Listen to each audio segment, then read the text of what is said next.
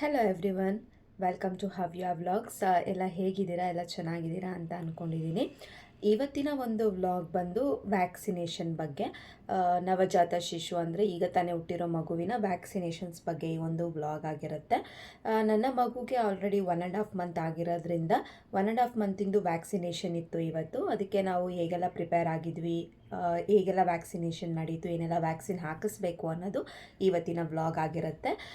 Without much delay ನಾವು ಈ ವ್ಲಾಗ್ನ ಸ್ಟಾರ್ಟ್ ಮಾಡೋಣ. Let's get started.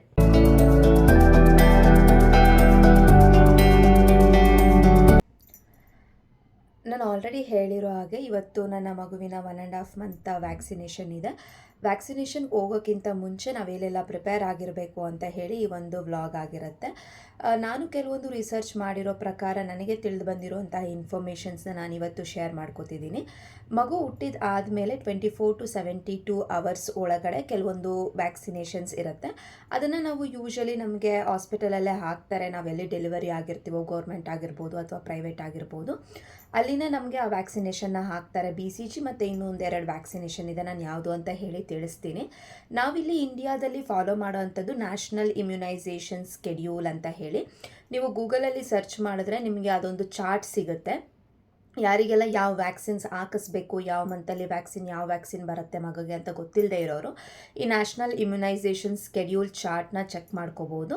ಅದನ್ನು ಬಿಟ್ಟರೆ ನಿಮಗೆ ಯೂಶಲಿ ಪ್ರೈವೇಟ್ ಹಾಸ್ಪಿಟಲ್ಸಲ್ಲಿ ಅಂತ ಅಂದರೆ ಒಂದು ಬೇಬಿ ಫೈಲ್ ಕೊಟ್ಟಿರ್ತಾರೆ. ಆ ಬೇಬಿ ಫೈಲಲ್ಲಿ ಅಲ್ಲೂ ಅಷ್ಟೇ ನ್ಯಾಷನಲ್ ಇಮ್ಯುನೈಸೇಷನ್ ಸ್ಕೆಡ್ಯೂಲ್ ಚಾರ್ಟ್ ಅಂತಲೇ ಕೊಟ್ಟಿರ್ತಾರೆ. ನಾವಲ್ಲಿ ಫಾಲೋ ಅಪ್ ಮಾಡ್ಕೋಬೋದು ಯಾವ ದಿನದಲ್ಲಿ ಅಥವಾ ಯಾವ ತಿಂಗಳಲ್ಲಿ ಮಗುಗೆ ನಾವು ಯಾವ ವ್ಯಾಕ್ಸಿನೇಷನ್ಸ್ ಹಾಕಿಸ್ಬೇಕು ಅಂತ ಹೇಳಿ.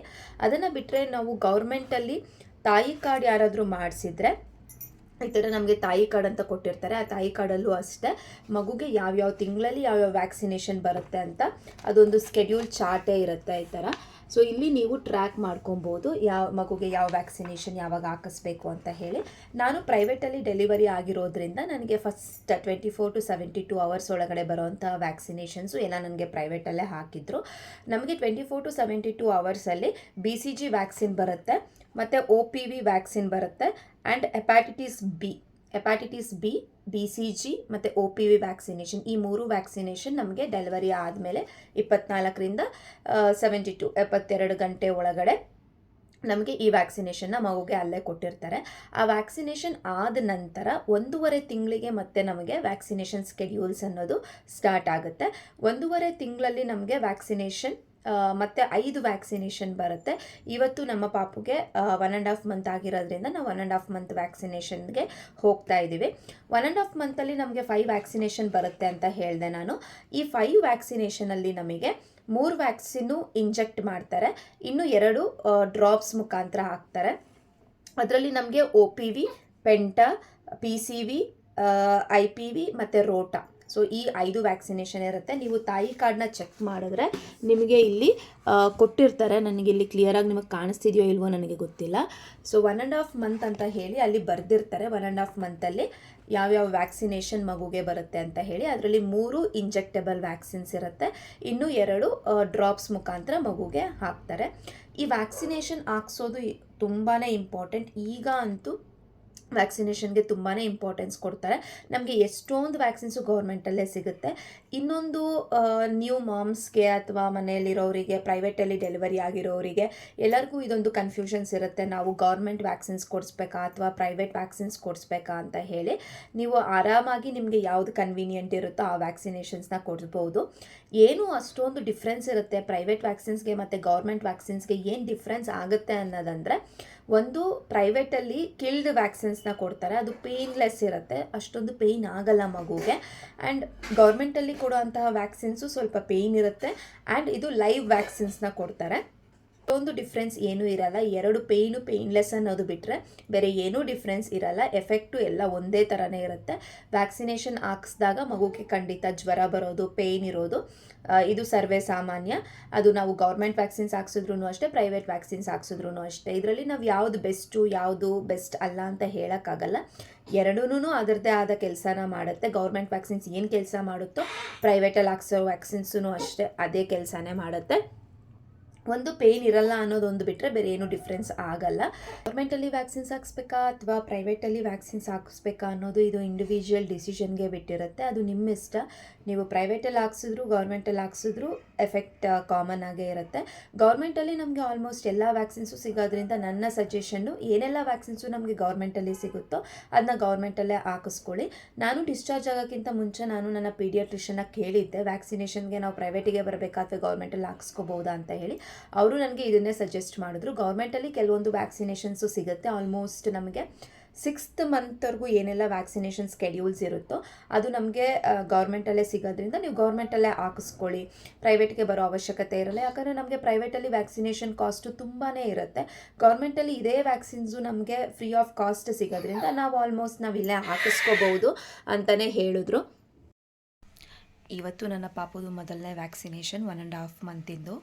BCG ವ್ಯಾಕ್ಸಿನೇಷನ್ ಹಾಸ್ಪಿಟಲಲ್ಲೇ ಹಾಕ್ಸಿದಾಗ ಅದು ಹೇಗೆ ಹಾಕಿದ್ರು ಏನು ಅಂತ ನಾನು ಖಂಡಿತ ನೋಡಲಿಲ್ಲ.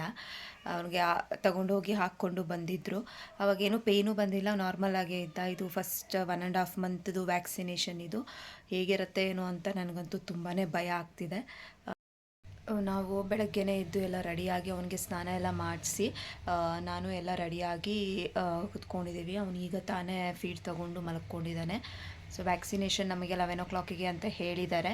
ಹೋಗಬೇಕು ಇವಾಗ. ಆಲ್ಮೋಸ್ಟ್ ಟೈಮು 10:45 ಆಗಿದೆ. ಅವರು ಕಾಲ್ ಮಾಡ್ತಾರೆ ನನಗೆ. ನಮ್ಮೂರಿಗೆ ಬಂದು ವ್ಯಾಕ್ಸಿನೇಷನ್ ಹಾಕೋದ್ರಿಂದ ನಾನೆಲ್ಲೂ ಹೋಗೋ ಅವಶ್ಯಕತೆ ಇಲ್ಲ. ಅವ್ರು ಕಾಲ್ ಮಾಡಿದಾಗ ನಾನು 1-2 ನಿಮಿಷಕ್ಕೆ ಹೋಗಿ ಹಾಕ್ಸ್ಕೊಬರ್ಬೋದು. ಸೊ ಅದಕ್ಕೆ ಅವನ ಮಲಗಿಸಿದ್ದೀನಿ. ನೋಡಬೇಕು ಅವನು ಹೇಗಿರ್ತಾನೆ ಏನು ಅಂತ. ಪಾಪನ ತೀಟೆ ಮಾಡ್ತೀಯ ತಾನೇ ನೀನು? ನೋಡು, ಹೋಗ್ತಾ ಇದೆಯಾ ಪಾಪ ಹತ್ರ? ಅವ್ನು ಮಲ್ಕೊಂಡಿದ್ದಾನೆ. ಹಾಂ, ಮಲ್ಕೊಂಡಿದ್ದಾನೆ ಅವನು. ಮಲ್ಕೊಳ್ಳಿ ಬಿಡು. ನೀನು ಈ ಕಡೆ ಬಾ. ನಗ್ತಾ ಇದ್ದಾನಾ? ಏನಂತ ನಿನ್ನನ್ನು ಅವನು?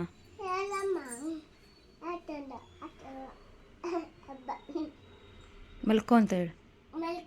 ಸೈಲೆಂಟಾಗಿ ಮಲ್ಕೊಮ್ಮ. ನೋಡ್ತಾ ಇದ್ದಾನ ನಿನ್ನನ್ನು? ನನ್ನನ್ನೇ ನೋಡ್ತಾ ಇದ್ದಾನ ಅವನು.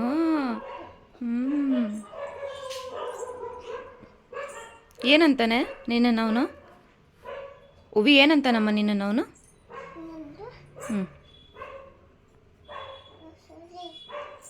ಪಾಪ ಹತ್ರ ಏನು ಮಾಡೋದು? ಏನಮ್ಮ ಮಾಡೋದು ಪಾಪ ಹತ್ರ ಇಂಜೆಕ್ಷನ್ ಕೊಟ್ಟಾಗ? ನೀನೇ ಕೊಡ್ತೀಯ ಇಂಜೆಕ್ಷನ್ನು? ಹೆಂಗೆ? ಎಲ್ಲಿದೆ ಇಂಜೆಕ್ಷನ್ ನಿನ್ನ ಹತ್ರ? ಇಲ್ಲ ನಿನ್ನ ಹತ್ರ ಇಂಜೆಕ್ಷನ್ ಇಲ್ವಲ್ಲ ನಿನ್ನ ಹತ್ರ? ಎಲ್ಲಿದೆ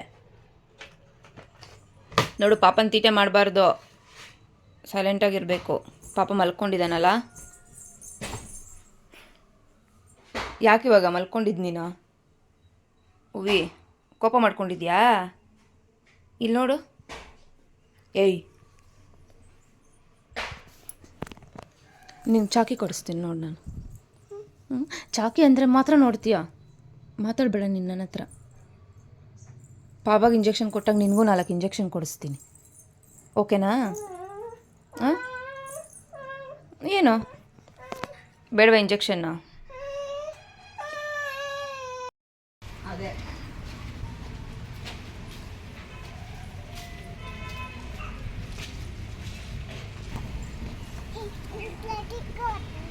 ಎಲ್ಲಿಗೆ? ಹಾಸ್ಪಿಟ್ಲಿಗ? ಏನಕ್ಕೆ?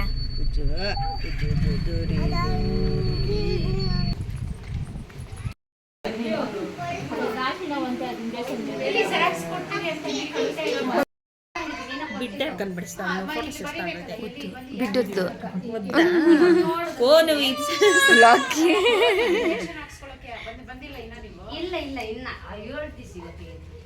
ಇಂಜೆಕ್ಷನ್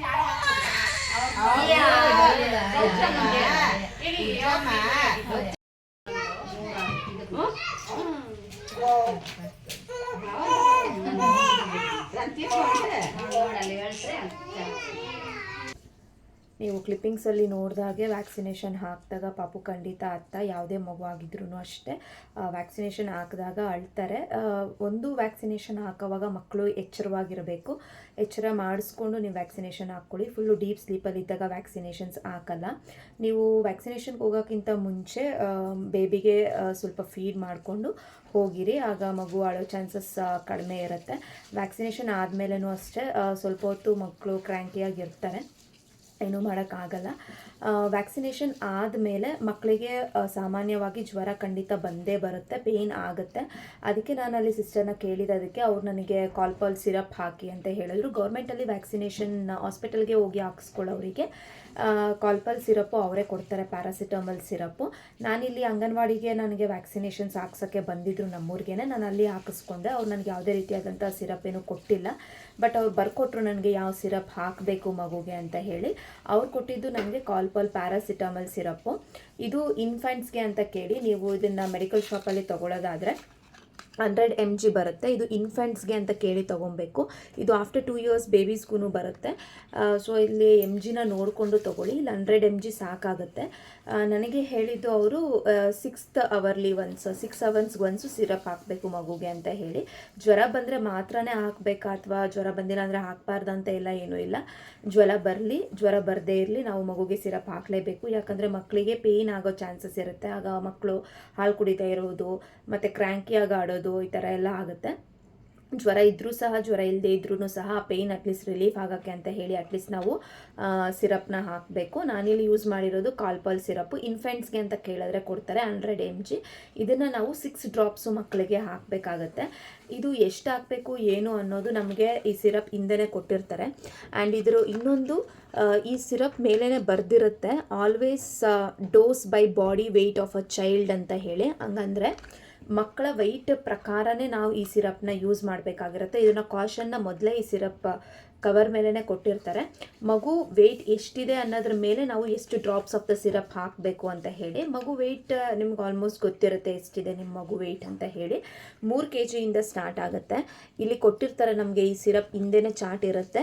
3 ರಿಂದ 3.5 kg ಇದ್ದರೆ ಎಷ್ಟು ಡ್ರಾಪ್ಸ್ ಹಾಕಬೇಕು, 4 ರಿಂದ 4.25 kg ಇದ್ದರೆ ಎಷ್ಟು ಡ್ರಾಪ್ಸ್ ಹಾಕಬೇಕು ಅಂತ ಹೇಳಿ. ಅದರ ಪ್ರಕಾರ ನಾವು ಡ್ರಾಪ್ಸ್ನ ಹಾಕಬೇಕಾಗುತ್ತೆ. ತುಂಬ ಓವರ್ ಡೋಸು ಕೊಡಬಾರ್ದು, ತುಂಬ ಅಂಡರ್ ಡೋಸೂ ಕೊಡಬಾರ್ದು. ಮತ್ತು ಈ ಸಿರಪ್ನ ನಾವು 6 hours ಒನ್ಸ್ಗೆ ಹಾಕಬೇಕು. ಫ್ರೀಕ್ವೆಂಟಾಗಿ ಸಿರಪ್ನ ಹಾಕಬೇಡಿ ಯಾವುದೇ ಕಾರಣಕ್ಕೂ. ಮಗು ಅಳ್ತಾ ಇದೆ, ನೋವು ಇರುತ್ತೇನೋ ಅಂತ ಹೇಳಿ.